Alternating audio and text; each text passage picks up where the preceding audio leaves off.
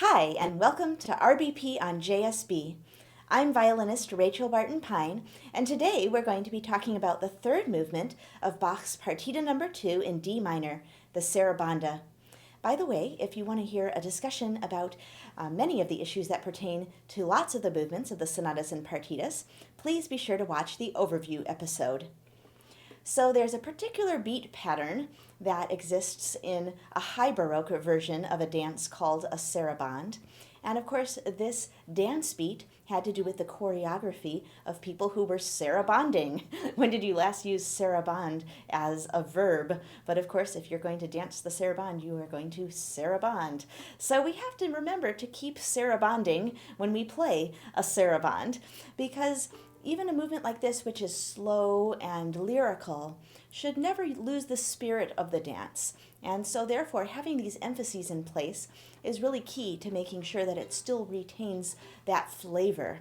This would have been an instrumental concert kind of a piece. Dancers would not have really danced to it, but I think Bach still wanted you to play it as an homage to the dance form and not something completely devoid of its roots. So the dance beat of the Sarabande is really very simple. It's an emphasis on a 2, not like a Viennese waltz, but 1, 2, 3, 1, 2, 3. So the 2 is the most important, the 1 is the second most important, the 3 is the least important. It's all you got to know. So actually, in the beginning, to really make this very clear, I start up bow. Seems a little radical since it's a 4-note chord, but you can roll a chord, and after all, it shouldn't be, the 4-note chord is obviously not meant to be there to be super strong.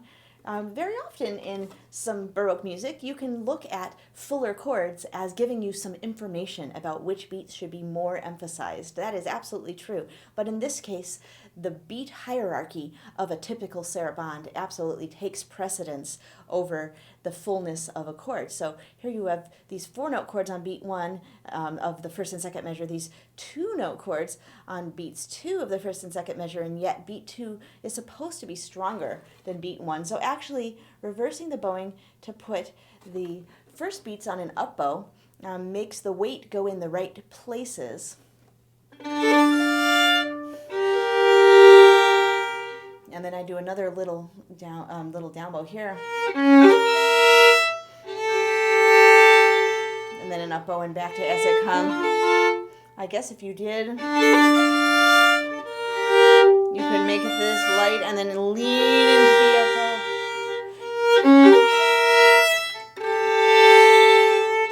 But now that actually feels backwards to me because emphasis-wise, it is backwards.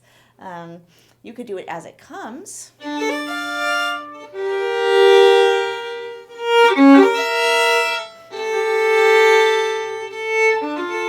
And actually that's a totally viable option because the harmony of the second measure is indeed more intense than that of the first measure. It's interesting that he has this D minor going to, this C sharp thing for each of the openings of his 5 movements. And then, right, and we have,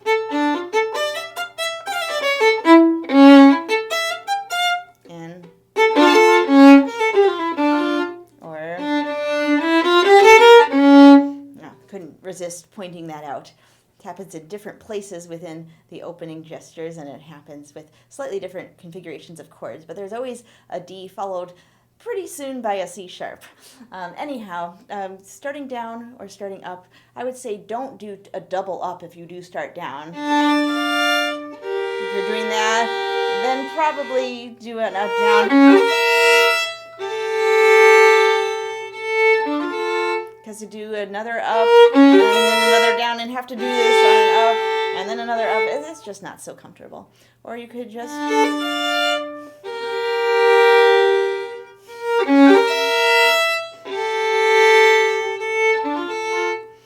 something to play around with. Now, I actually don't do the same thing in the second half. First of all, the openings are always so key in establishing the intention. But somehow coming out of this long slur for the repeat and then the first ending, of course I'm on a down bow anyway.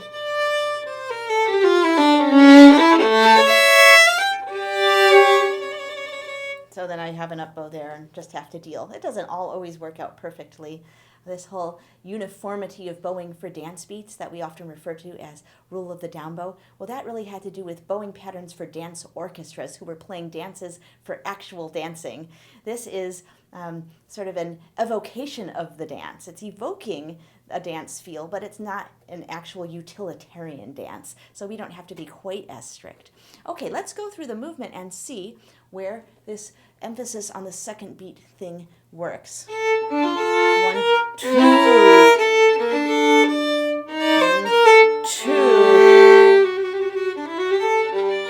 Here it's within a scale, but you can still bring it out a bit.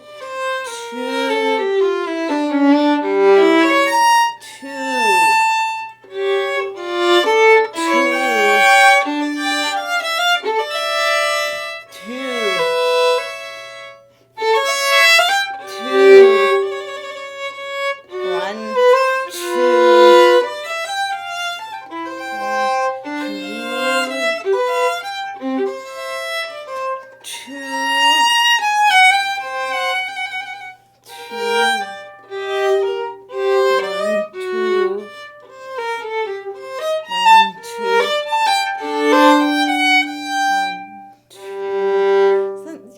Like measure 15, it's maybe not as obvious because you kind of have that extra bass note on beat 3, and beat 2 doesn't seem to do anything special that beat 1 isn't doing. In fact, the harmony almost seems more relaxed.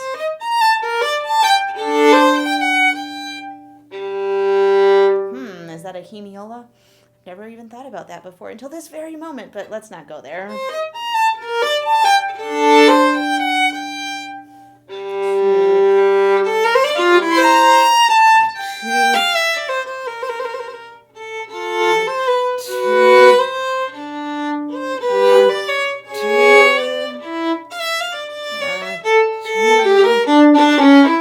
Seems kind of like beat, beat, beat, getting you to your big climax. But here we definitely have 1, 2, 2. So here, this is a measure 22 where you can kind of choose whether to show the 1, 2 because it's easy to kind of just slur over the arpeggio. Then make measure 3 or beat 3. The thing, but you can also, and then tuck this in, which, you know, if you can do it, you probably should do it, because the more beats with this gesture, the better. 1, 2, and that brings us to our coda. So, not every single measure, but a whole darn lot of them. And if you play this movement just like it's a lyrical melody and forget about the feel of the beat, then you're not really, then you're making it into, you know, an adagio or something and forgetting that it's actually a dance. So yes, shape a melodic line, but always remembering to also feel that beat pattern that somebody could get up and dance to. Rhythm is very important in this movement because if you push and pull too much with rubato, then you do lose the feel of the dance beat. Not that you should be metronomically strict by any means. Definitely do some ebb and flow, but be very aware of where you're doing it, and definitely don't accidentally do it. So often I hear people play the end of measure 4 really spread, and then measure 5 kind of rushed. And I honestly don't think that they meant to do that or made a big decision to do that. It just kind of happens because measure 5 seems like a lot of notes in one bow, so we kind of speed it up, and measure 4 seems like fast notes, so we kind of stretch them. But actually, let's see what happens if we do what Bach really wrote.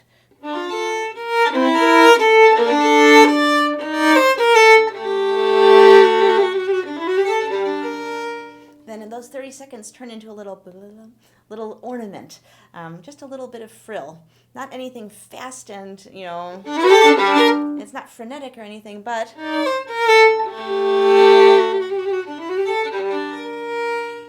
it's kind of lovely to have that little quick scale. And always, before deciding not to do a rhythm that Bach wrote, always try to do it and see if you can make friends with it. And only if you absolutely can't come to terms with it, at that point vary it. But when you're starting your journey with a piece, don't vary it right away because it doesn't initially feel good. Because sometimes something that doesn't initially feel good, you can get used to, and then once you do get used to it, you realize this is actually good stuff. This is great.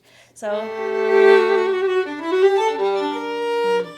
2, 3, 1, 2.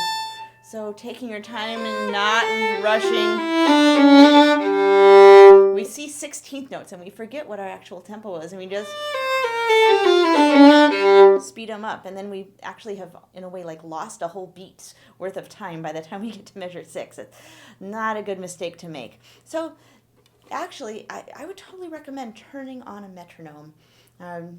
It's going to make it too square, unmusical, all that, but just to make sure that you understand the proportions, and then even if you do rubatos, make sure that the rubatos are still within those proportions so that it's still honest to what he wrote. Now, also, don't feel like you're bound to be legato, that this is an adagio melody that has to be legato. He didn't give you a particular tempo marking other than Sarabanda, and people in 1720 would have known what tempo that was because they were still dancing sarabands in 1720. So it's, in a way, not really quite adagio. It's something slightly more flowing than that, but still, it's still lingering, still contemplative to a certain degree. It's definitely a very stately dance, very serious type of movement. But yeah, it didn't have to be completely sustained. So look at measure 13, for example. You can make more of the bowing patterns, 2-note slurs.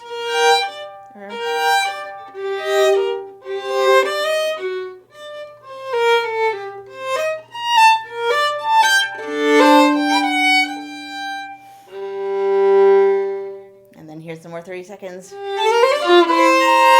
Propelling you to the next beat. If you spread them, then they don't lead you as nicely as if you just kind of whoosh into the next beat. So yeah, there's a lot of opportunity for having notes with space. Sometimes you might not want to be as much space. For example, measure 7. I personally wouldn't do that. I tend to do those a bit more legato. It's not historically informed Baroque to do every note separate. There are certainly plenty of moments with legato. Baroque bows make legato beautifully, but it's also not historically informed to do every note gooey. That would definitely be a 19th century approach. And regardless of historically informed, it's more interesting to mix it up. So some moments legato, some moments a little bit more space or breathing, and just decide what fits any given moment of the movement and really experiment. I would also, tend to do most of the original bowings, measure 20, for example, no reason to hook, because those up bows kind of drive you forward to the climax at 21, so they really do work. We don't like the fact that they stick out, but maybe they're supposed to.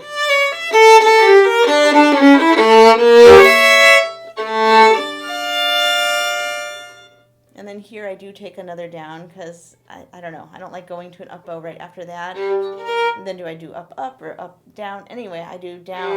And then just check the little guy in. I used to do down, up, and then kind of hook that. There's no great solution to be, you could do the bowings as they come.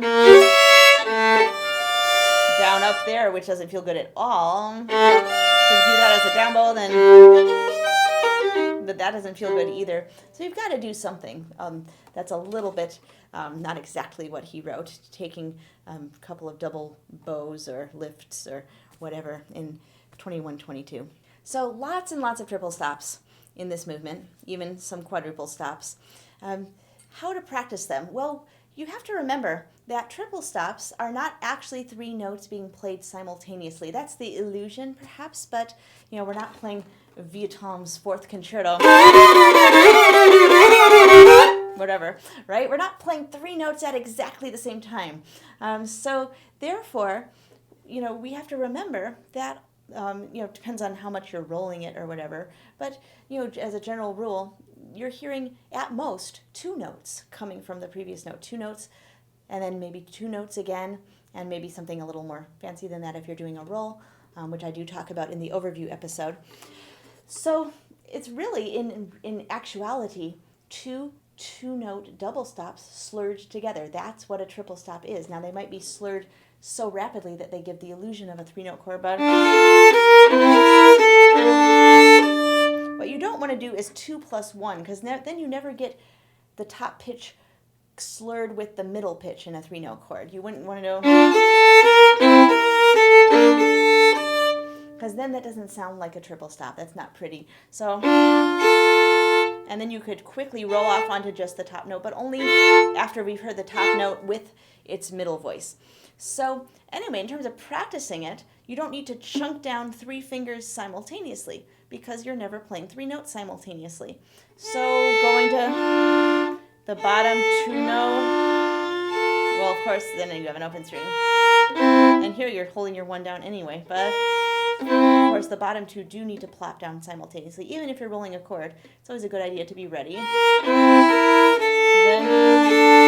So that wasn't actually a great example as regards practicing triple stops in terms of your fingers. Let's see. Oh, here's a better one. Okay, measure 9, 10, 11. So here your 1 doesn't have to immediately plop down. Play the first part of the chord and then get the 1 ready. Now here, put your 4 and 2 down and then get your 1 ready. Then your 3 and then your 2. So there's a little bit of this delayed reaction. It just helps the coordination to break that down. And of course, your practicing bits should be 1 beat. 1 beat, that's it. So practicing measure 7.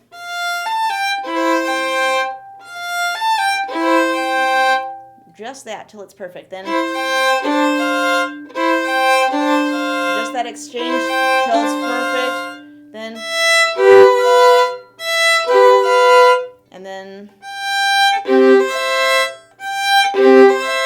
isolating each one, because if you do the whole chunk,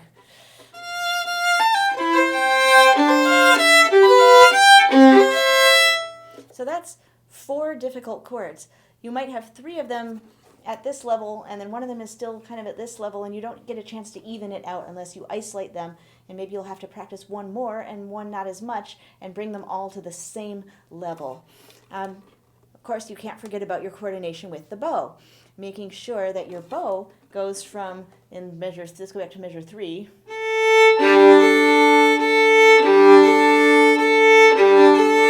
There are 2 possible crimes that you might commit.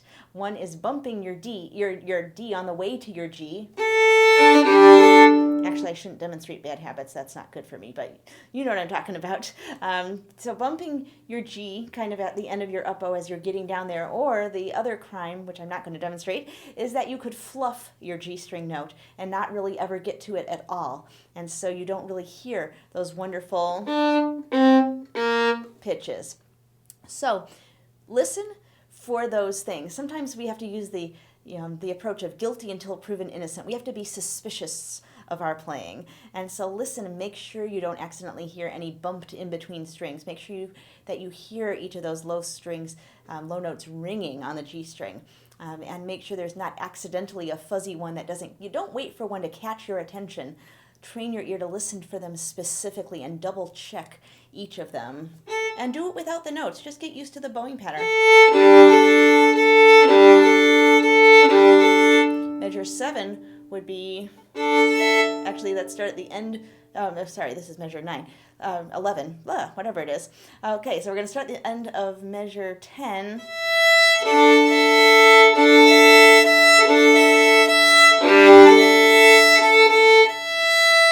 Okay, so that's actually quite tricky. The end of 11 going into 12. It's also tricky for the left hand. So by isolating the bow, we make sure that we're totally comfortable with all of those string crosses and everything that's going on. Then we practice our left hand a tiny little bit at a time. Then we put it all together, and we should be able to play this piece without feeling like it's eluding us in terms of the technique. Last thing I want to mention is this wonderful little coda. There are certainly codas in other of the movements of Bach's Six Sonatas and Partitas. There's one at the end of the E major prelude, G minor fugue, A minor fugue, etc. But this is the one and only coda that exists at the end of a movement with two halves that have repeats. So you have A, B, B, and then a coda. So this coda is a very special moment, and just make sure that you give it a special kind of color at the end of,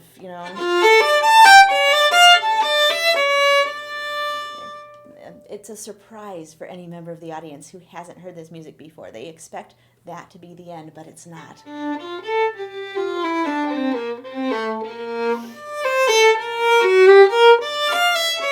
Then you have this special harmony, this diminished chord, some special rhythmic patterns with your slurs, little syncopation there and then. One, two, and then of course he ends with a final homage to the Sarabande rhythmic pattern. So just really try to do everything you can to make that coda extra special. Well, those are some of my thoughts about the D minor Sarabanda. I'm Rachel Barton Pine, and thanks for watching RBP on JSB.